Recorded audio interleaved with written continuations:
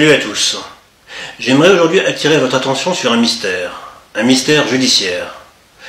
Le procès du meurtrier en série Nordal Lelandais a repris ce mercredi 26 février. Un procès en appel. Il est accusé d'attouchement sur sa petite cousine, alors mineure au moment des faits. Il y a un mystère autour de Lelandais, un mystère qui n'est jamais débattu, qui n'est jamais abordé dans les médias. Et pourtant c'est un mystère fondamental.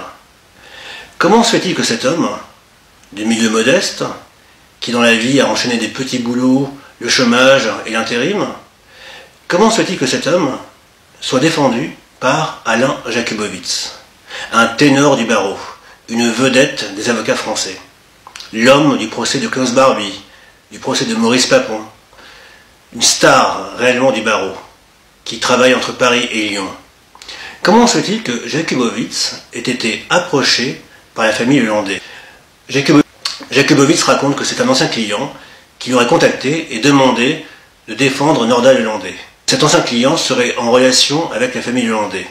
Évidemment, cet ancien client n'est jamais nommé. Et donc on est supposé croire que la famille Lelandais aurait donc approché Jakubowicz via cet ancien client et l'avocat aurait donc accepté la défense du criminel. Un criminel qui avoue des penchants pédophiles. Cela fait maintenant 7 ans que Jakubowicz est l'avocat principal de Lelandais. 7 ans. Un avocat, ça coûte cher, surtout sur une longue durée. D'où vient l'argent? Qui paye Jakubowicz? Comment se fait-il que, encore une fois, Lelandais et sa famille, modeste elle aussi, aient pu assumer une telle défense judiciaire? Et pourquoi Jakubowicz a accepté? C'est un vrai mystère, un mystère qu'il faut creuser. Mais il faut comprendre aussi d'où vient le personnage Jakubowicz. Et ce sera l'occasion d'une autre vidéo.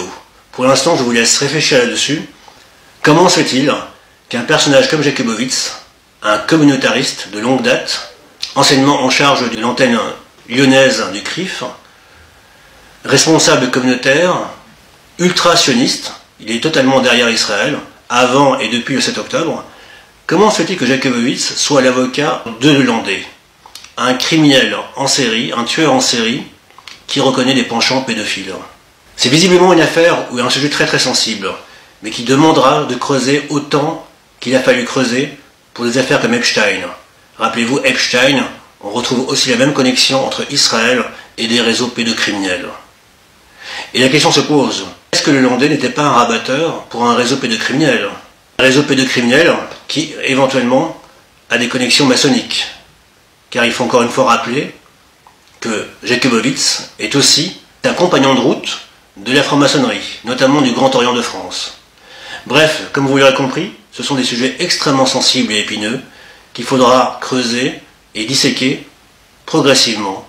J'y reviendrai, mais en tout cas, dites-vous que c'est un sujet qui mérite d'être creusé car il pourrait nous dévoiler la face sombre de certains réseaux qui agissent dans l'ombre en toute impunité. À très vite. Ciao.